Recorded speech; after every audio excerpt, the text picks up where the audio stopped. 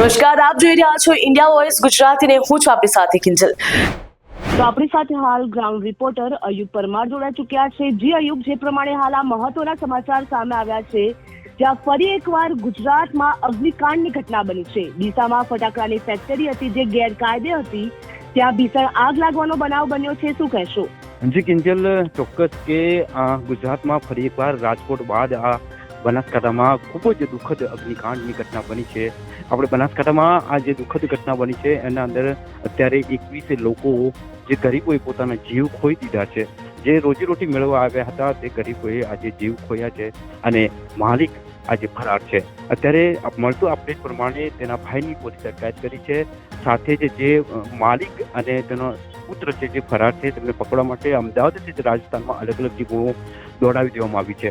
જે ઘટનાની વાત કરવામાં આવે તો આ જે ફેક્ટરી હતી તેનું લાયસન્સ રિન્યુ કરવામાં ન આવ્યું હોવાની હાલ માહિતી છે। ત્યાં માત્ર ફટાકડા સંગ્રહ કરવા માટેનું જે લાયસન્સ હતું તે પણ 2024માં 31 માટે પૂરું થઈ ગયું છે। હવે જે લાયસન્સ પૂરું થઈ ગયું પછી રિન્યુ પણ નથી કરવામાં આવ્યું, છતાં અહીંયા ગેરકાયદેસર ફટાકડા બનાવવાનો મોટો ધંધો ચાલતો હતો। જો કદાચ તંત્ર તપાસ ચોક્કસથી વાત કરવામાં આવે તો હાલ જે પ્રમાણે માહિતી મળી રહી છે તેમાં જોઈ શકાય છે કે ગેરકાયદે ફેક્ટરીમાં બનેલા સુતરી બોમ્બ પણ મળી આવ્યા છે। તેના વિશે શું કહેશો? આમાં કહી શકાય કે કોઈ પણ પોલિટિકલ ઇફેક્ટ જોડાયેલી હશે કે કોઈ પોલિટિકલ લોકો જોડાયેલા હશે કે એમનો હાથ હોઈ શકે છે, શું કહેશો? જે ચોક્કસથી કહી શકાય કે અગાઉ પણ કોઈ તંત્રએ તપાસ હાથ ધરી હતી, પરંતુ ક્યાંક ને ક્યાંક રાજકીય પ્રેશર હોવાનું પણ અત્યારે સૂત્રો તરફથી માહિતી મળી રહી છે। અને જે સુતળી બોમ્બ મળ્યા છે, એટલે આ સુતળી બોમ્બ તો માત્ર અત્યારે એક તમને નાની માત્રામાં મળ્યા છે, પરંતુ અહીંયા બહુ જ મોટા પ્રમાણમાં આ જ પ્રકારના કાચો માલ લાવીને મોટા પાયે દારૂખાનું લાવ્યા બાદ તેમાંથી ફટાકડા બનાવવાનું કામ ચાલતું હતું। બ્લાસ્ટ એટલો પ્રચંડ હતો કે 9 કિલોમીટર સુધી તેનો અવાજ સંભળાયો છે અને 200 મીટર સુધી આ માનવ અંગો વિખેરાયા હતા। તેમના હાથ પગ ત્યાંથી પોલીસે લાવીને આખરે તેમને હોસ્પિટલ લઈ ગયા છે। એટલે કહી શકાય કે ખૂબ જ દુઃખદ આ ઘટના છે। 21 લોકોના જીવ ગયા છે, 4 લોકો હજુ સુધી હોસ્પિટલમાં મરણ પથારીએ છે, જેઓ અત્યારે જીવન મરણ વચ્ચે ઝોલા ખાઈ રહ્યા છે। જી અયુબ, જો વાત કરવામાં આવે તો હાલ કોંગ્રેસના મુખ્ય પ્રવક્તા છે ડોક્ટર મનીષ દોશી, તેમનું પણ નિવેદન સામે આવ્યું છે। તેમના દ્વારા કહેવામાં આવ્યું છે અને ભાજપ ઉપર પણ આક્ષેપ કરવામાં આવ્યા છે કે 17 લોકોના મોત બાદ તંત્ર જાગશે, શું કહેશો? જી કિંજલ, અત્યારે જે લેટેસ્ટ અપડેટ મળી રહ્યું છે એમાં 21 લોકોના મોત થયા છે। આમાં કહી શકાય કે ક્યાંક રાહુલ ગાંધીએ પણ ટ્વીટ કર્યું છે, નિષ્પક્ષ જાંચની માંગ કરી છે, ક્યાંક કોંગ્રેસના જે નેતાઓ છે એ પણ ટ્વીટ કરી રહ્યા છે। કહી શકાય કે જે ગેરકાયદેસર ફેક્ટરી હતી તેના સામે અત્યાર સુધી કેમ કાર્યવાહી ના થઈ? જો તેમને લાયસન્સ રિન્યુ નથી કર્યું કે પછી ત્યાં કામ ચાલતું હતું, જો કદાચ ત્યાં તપાસ થઈ હોતી તો આજે આ દુઃખદ ઘટના ના બની હોતી। જે કિંજલ, જી અયુબ, જો વાત કરવામાં આવે તો અનેક વાર આવી ઘટનાઓ બની છે। જો સુરતની તક્ષશિલાની વાત કરીએ, રાજકોટમાં જે અગ્નિકાંડ થયું છે ત્યારબાદ હાલ ડીસામાં પણ ફટાકડાની જે ગેરકાયદે હતી ફેક્ટરી, તેમાં આગ લાગી છે। ત્યારે શંકર ચૌધરી દ્વારા પણ નિવેદન આપવામાં આવ્યું છે કે આ માફ કરી શકાય તેમ નથી। સરકાર અનેક વાર નિવેદનો આપીને છૂટી જાય છે, શું કહેશો? સરકાર કોઈ કડક પગલાં લેવા જોઈએ કે નહીં? જી ચોક્કસ કિંજલ, કહી શકાય કે જ્યારે પણ આવી કોઈ ઘટના બની છે ત્યારે કહી શકાય કે ઘોડા છૂટ્યા બાદ તબેલાની તાળ મારવા જેવી પરિસ્થિતિ હંમેશા તંત્ર પોતાની કામગીરી તરીકે દેખાડતું હોય છે। જ્યારે આવી ઘટના બની જાય ત્યારે તાબડતોબ કામે લાગતું હોય છે, પરંતુ જ્યારે આ બધું ઘટનાઓ ના બને અને તેના માટે જે ફાયર સેફટી સહિત ત્યાં એક્ઝિટ ગેટ સહિતના જે તમામ સુવિધાઓ રાખવાની હોય છે, માની લો કે જ્યાં આવા જોખમરૂપ ફેક્ટરી હોય છે અને ત્યાં આવા મજદૂરો કામ કરતા હોય છે, તેમના માટે વીમા કવચ સહિતની જે પોલિસી લેવાની હોય, તેમના પરિવારનું જોખમ ત્યાં એમને વીમા કવચમાં લેવાનું હોતું હોય છે। આ તમામ પ્રકારની એમને વ્યવસ્થા કરી છે કે નથી કરી? બીજું મહત્વનું એ છે કે કહી શકાય કે અહીંયા મહિલાઓ અને બાળ મજૂરો પણ ત્યાં કામ કરતા હોવાની હાલ માહિતી મળી રહી છે। ક્યાંક બાળકોના પણ મૃતદેહો મળ્યા છે। આ જે સમગ્ર જે ઘટનાના અંદરથી જે સામે આવ્યું છે, ક્યાંક ને ક્યાંક તમે સમજી શકો છો બિલકુલ ગેરકાયદેસર અને બિલકુલ લાપરવાહીથી આ ચાલતી હતી। તેના સામે તંત્રનું જાણે કોઈ જ એના પર એક્શન ના થયું હોય, કોઈ કાર્યવાહી કરવાની જાણે માલિકને ડર ના હોય, તે પ્રકારનું આ સામે આવ્યું છે। અહીંયા જે ગરીબ લોકો આજે એમના જીવ ગયા છે, એમના મહત્વનું એ છે કે એમના પરિવારો અહીંયા હજુ સુધી હાજર નથી। એમના પરિવારો એમને અહીંયા હાજર નથી। એ લોકો હજુ સુધી આવવામાં 2 થી 3 દિવસ લાગે, કારણ કે તે મધ્યપ્રદેશના છે, કોઈ દૂરના છે। તો આ ગરીબ પરિવારોના જી જીવ હાલ અયુબ, ગયા વાત છે. કરવામાં આવે હાલ આપણે જે પ્રમાણે વાત કરી કે જે મૃતકના પરિવારજનો છે તે હાલ સુધી પહોંચ્યા નથી, પણ અમુક મૃતકના પરિવારજનો છે એમના દ્વારા માંગ કરવામાં આવી રહી છે કે જ્યારે ફેક્ટરીનો માલિક પકડાશે ત્યાં હાજર થશે ત્યારે મૃતદેહ સ્વીકારવામાં આવશે.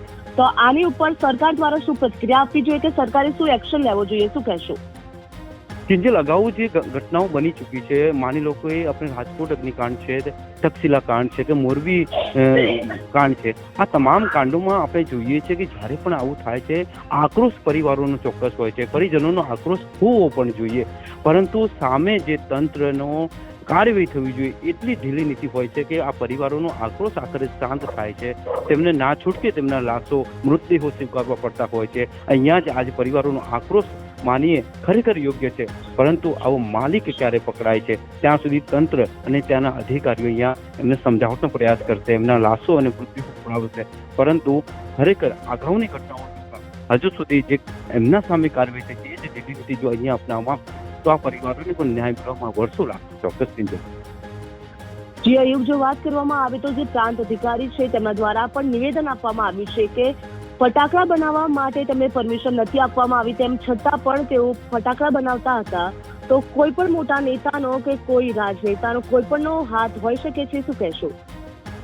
જો અત્યાર સુધી તો કોઈ નામ સામે નથી આવ્યું, પણ ક્યાંક ને ક્યાંક આક્ષેપો થઈ રહ્યા છે, તો ક્યાંક આગ વગર ધુવાડો નથી ઉઠતો. એ જ પ્રમાણે ક્યાંક આમાં ઊંડાણપૂર્વકની જો તપાસ થાય અને વિપક્ષ કદાચ પોતાનો અવાજ બુલંદ કરે અને આમાં જો નિષ્પક્ષ જાંચ કરવાની કે એમની નિષ્પક્ષ તપાસની જો માંગ કરવામાં આવે તો કદાચ આ પણ સામે આવે એવું શક્યતા ખરી છે. જે પ્રમાણે વેપારીની પણ વિગત સામે આવી રહી છે, વેપારીની એવી વિગત સામે આવે છે જ્યાં ખૂબચંદ સિંધી ફટાકડાનો હોલસેલ વેપારી પણ હતો, તો એ અનેક જગ્યાએ પોતાના ફટાકડા પણ મોકલતો હતો, તો મોકલતા સમયે પણ કોઈ પણ ગેરકાયદેસર પ્રવૃત્તિ કરતો હશે ખરા, શું કહેશો? કારણ કે આખી ફેક્ટરી છે એ ગેરકાયદેસર બનેલી છે.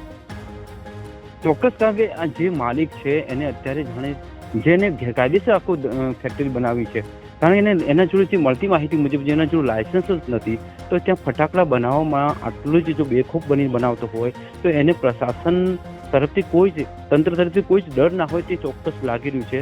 અને ફાયર સેફટી સહિતના સાધનો જો એની પોતાની ફેક્ટરીમાં જ ના રાખતો હોય તો પછી દુકાનોમાં તો ક્યાંથી જોવા મળી શકે છે. એટલે કહી શકાય કે ક્યાંક ને ક્યાંક તંત્રની ઢીલી નીતિ આમાં ચોક્કસ જવાબદાર આપણે માની શકીએ છીએ, કારણ કે જો એમને કાર્યવાહી કરી હોતી તો આ ઘટના કદાચ આપણે સમક્ષ આવી ના હોતી. જી કિંજલ.